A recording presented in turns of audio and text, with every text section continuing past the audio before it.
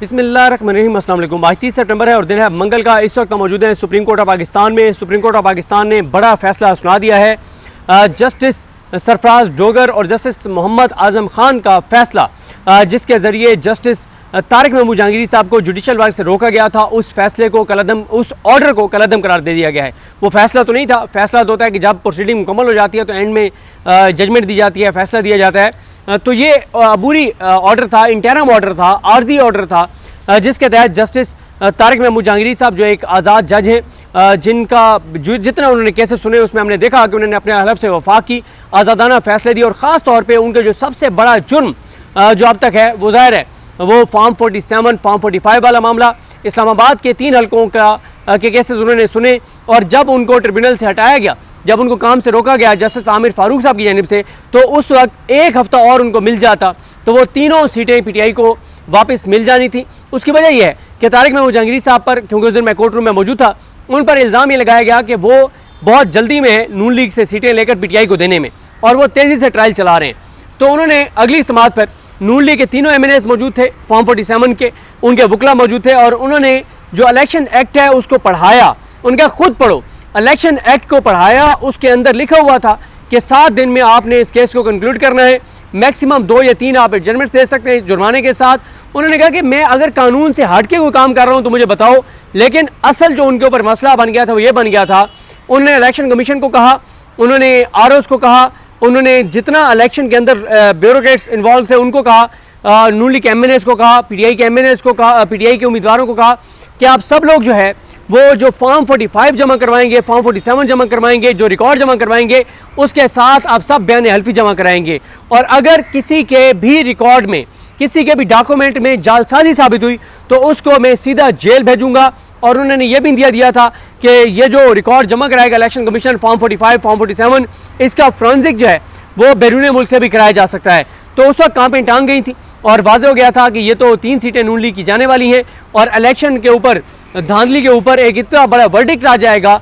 और अगर पाकिस्तान के बाहर से फ्रेंसिक हो जाता है तो साबित हो जाएगा ये तो पूरी की पूरी हुकूमती जाली जो इमारत खड़ी की गई है फॉर्म 47 की, ये तो हिलकर रह जाएगी।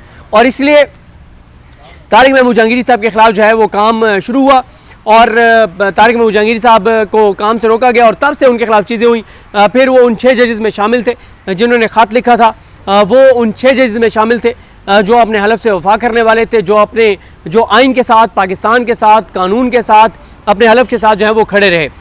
तो फिर उसके बाद उनकी जो डिग्री वाला मामला है वो आपके सामने, जिस तरह से वो शुरू हुआ और जिस तरह से कल मुनीर मलिक साहब ने बताया और जिस तरह से 1 साल से ज़्यादा की ताख़ीर के साथ जस्टिस सरफराज डोगर साहब ने केस लगाया और फिर एतराज़ात दूर नहीं किए, अभी नंबर नहीं लगा और पहले ही उन्होंने एक इतना बड़ा ऑर्डर जारी कर दिया। खैर, आज जब समाअत का आगाज़ हुआ तो सबसे पहले तो मुनीर मलिक साहब जो जहांगीरी साहब के वकील हैं, उन्होंने कहा कि उन्होंने ऑर्डर पढ़ा कल का, जो सुप्रीम कोर्ट का ऑर्डर था। उन्होंने कहा कि उस ऑर्डर से एक तासुर मिल रहा है कि मैं इस बात से इत्तफाक करता हूँ कि हाई कोर्ट के जज के खिलाफ किसी भी हाई कोर्ट के अंदर को वारंटों की जो रिट है वो काबिल समाअत है। यानी उन्होंने कहा कि आपके ऑर्डर से तासुर जा रहा है कि मैंने इस बात से इत्तफाक किया है, मैं ये बात मानता हूँ कि किसी भी हाई कोर्ट के अंदर उस हाई कोर्ट या किसी और हाई कोर्ट के जज के खिलाफ जो रिट है, यानी जो वारंटों की रिट है कि उसको ओहदे से हटाने की, वो जो है काबिल समाअत है। तो उन्होंने कहा मैं ऐसा नहीं समझता, मैं जो है वो ये समझता हूँ कि ये किसी भी हाई कोर्ट के जज को या सुप्रीम कोर्ट के जज को वो हाई कोर्ट या वो ख़ास तौर पे हाई कोर्ट की बात हो रही है वो काम से नहीं रोक सकती, बल्कि जो जजेस के एहतसाब का फोरम है सुप्रीम जुडिशल काउंसिल, वही काम से रोक सकती है। उसके बाद उन्होंने कहा कि असद अली केस में जब मुनीर मलिक साहब ने ये बात कही तो अमीनुद्दीन खान साहब ने कहा कि हमने सिर्फ वो लिखा है जो मलिक असद अली केस की लैंग्वेज है। जमाल मंदखेल साहब ने कहा कि हमने एक फैसले में ये होल्ड किया हुआ है कि सुप्रीम जुडिशल काउंसिल ही एक जज को हटा सकती है। जस्टिस मोहम्मद अली मदद साहब ने कहा कि हम रिट ऑफ को वारंटों के काबिल समाअत होने के सवाल को टच नहीं कर रहे, हमने ये नहीं कहा कि रिट काबिल समाअत है, हम तो ये कह रहे हैं कि सिर्फ ये कह रहे हैं कि अबूरी हुक्मनामे के ज़रिए हाई कोर्ट के किसी जज को काम से नहीं रोका जा सकता। यानी अब ये आईनी बेंच ये कह रहा है, अमीनुद्दीन खान साहब, जमाल खान मंदखेल साहब, मोहम्मद अली मज़ा साहब, हसन अजहर रिजवी साहब और शाहिद बिलाल हसन साहब वो ये कह रहे हैं कि हम ये मामला दोबारा हाई कोर्ट को भेज रहे हैं, हाई कोर्ट का वो फैसला कलदम, वो ऑर्डर का कलदम, फैसला नहीं, ऑर्डर का कलदम, जिसके तहत जहांगीर साहब को काम से रोका गया। लेकिन हम हाई कोर्ट को कह रहे हैं कि आप ये फैसला करें कि किसी जज के खिलाफ को वारंटो में रिट जारी हो सकती है, नहीं हो सकती, कोई फैसला हो सकता है, नहीं हो सकता।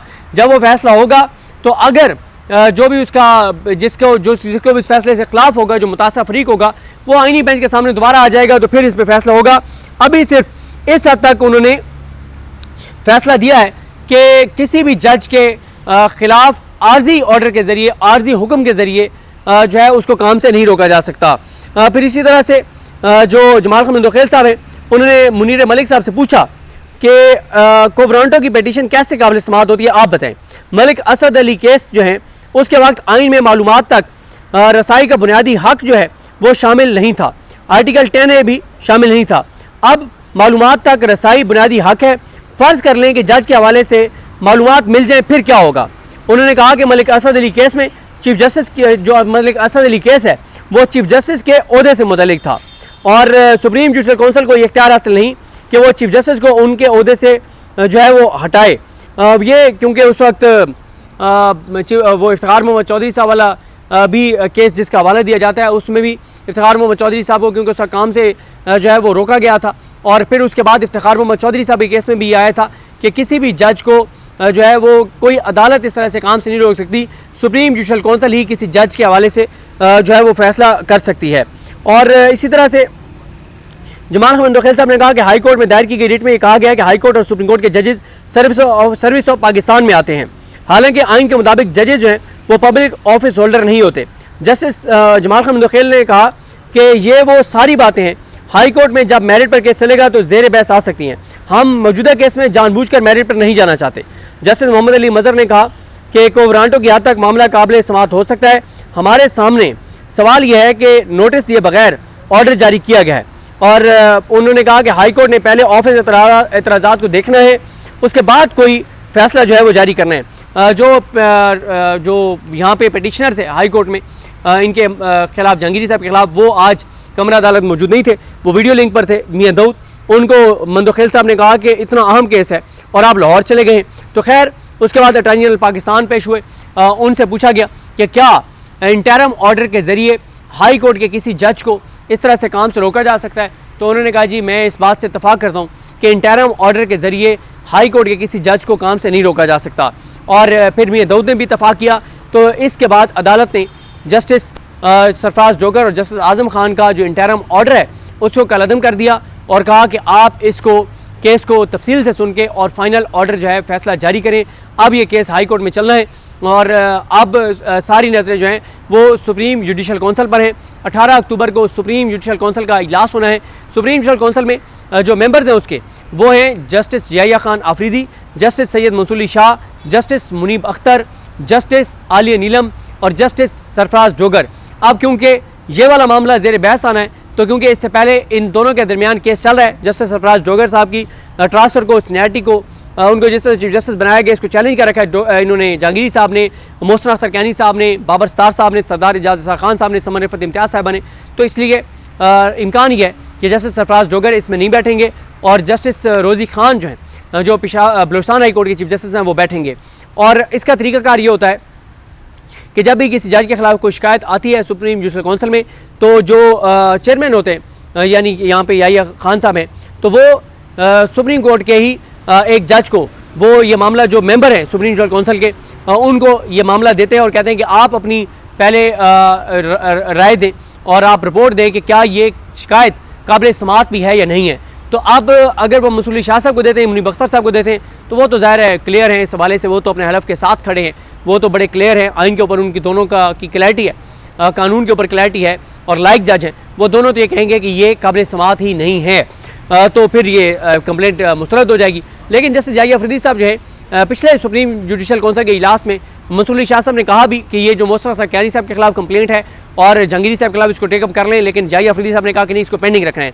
अब मेरा ये ख्याल है, मेरा एनालिसिस ये है कि ये मामला मौखर ज़रूर हुआ है, ख़त्म नहीं हुआ।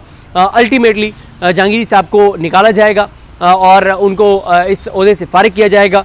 और ये जो मामला अब 18 तक लेकर गए हैं ये जस्टिस याहिया आफरीदी साहब भी और ये आइनी बेंच ने भी आज मामला दोबारा हाई कोर्ट को भेजा और हाई कोर्ट ने भी 21 अक्टूबर तक ये मामला एडजर्न किया था, गो कि आप शायद वो जल्दी समाअत के लिए मुकर्रर कर दें। लेकिन ये सारे मामलात इसलिए आगे ले जाए जा रहे हैं कि 15-16 अक्टूबर को सुप्रीम कोर्ट बार के इलेक्शन है और सुप्रीम कोर्ट बार में जो हुकूमती ग्रुप है उन्होंने हुकूमत को ये कहा है कि आप लोगों ने क्या अहमकाना काम किया है कि ये आपने जहांगीरी साहब को जो काम से रुकवाया है और ये सारा कुछ आपने जो करवाया है, इससे हम इलेक्शन हार जाएंगे सुप्रीम कोर्ट बार का।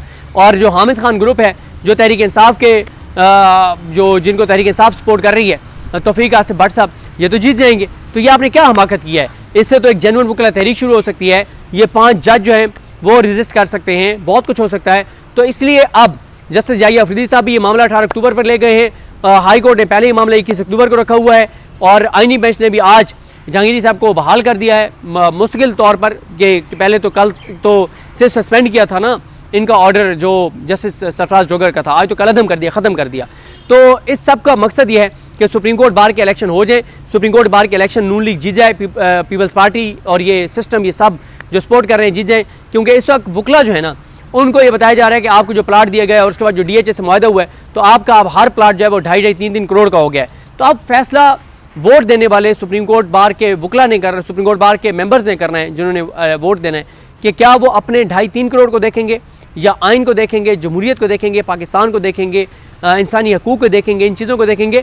ये फ़ैसला उन जो सुप्रीम कोर्ट के जो वकील हैं जिन्होंने वोट डालना है, ये फैसला उन्होंने करना है। तो बहरहाल जी, जहांगीरी साहब की ये बहुत बड़ी फतह है कि जस्टिस सरफराज डोगर और जस्टिस आज़म खान का जो फैसला है उसको जो पिटिशनर उनके सामने थे मियां दाऊद, उन्होंने भी कहा कि इन्होंने गलत काम किया है, गैर आइनी गैर कानूनी काम किया। दोनों जजेस ने, जो अटॉर्नी जनरल है उन्होंने भी कहा है कि जस्टिस सरफराज डोगर और जस्टिस आज़म खान इन्होंने गैर आइनी गैर कानूनी काम किया है। तो अब सवाल ये है कि मसला यही है कि बात यह है कि आपने उनके फैसले तो कलअदम कर दिए और नज़र आ रहा है सारे पाकिस्तान को, तमाम जजेस को, तमाम वकला को कि उन्होंने गैर आइनी गैर कानूनी काम किया। लेकिन सवाल यह है कि आपने उसके ऊपर क्या आप उसके ऊपर कर रहे हैं, जिसे कहते हैं कि आप उन जजेस के ख़िलाफ़ क्या करेंगे? उनके खिलाफ भी तो कोई कार्रवाई होनी चाहिए। असल सवाल तो यह है कि उन जजेस के खिलाफ क्या होगा जिन्होंने गैर आइनी गैर कानूनी फैसला जो है वो दिया है। बहरहाल जी, जहांगीरी साहब की बड़ी फतह है, लेकिन मैंने आपको बता दिया है कि ये सब कुछ आर्जी तौर पर है। ये चीज़ें सिर्फ ये मौखर हुई हैं। अल्टीमेटली आप देखेंगे कि जस्टिस तारिक महमूद जहांगीरी साहब को ओहदे से हटाया जाएगा और जहांगीरी साहब के बाद जो है वो आप देखेंगे कि जो बाबर सत्तार साहब हैं, मोहसिन तकियानी साहब हैं, सरदार एजाज खान साहब हैं, समन रिफत इम्तियाज़ साहब हैं, इनको भी ओहदों से फारिग जो है वो किया जाएगा। क्योंकि जजेस अफोर्ड नहीं हो रहे, क्योंकि ये जजेस अपने हलफ के मुताबिक काम कर रहे हैं और इसलिए ये इन जजेस से बहुत बड़ा एक मसला है हुकूमत को। और इसलिए तकरीरें भी इनके खिलाफ होती हैं, पार्लियामेंट में भी तकरीरें होती हैं, करारदादें भी आती हैं, इल्ज़ामात भी लगते हैं। तो देखते हैं जी चीज़ें कैसे आगे बढ़ती हैं। मुझे अपनी दुआ में याद रखें। लेकिन हम सब का हामी नासर। अल्लाह हाफ़िज़।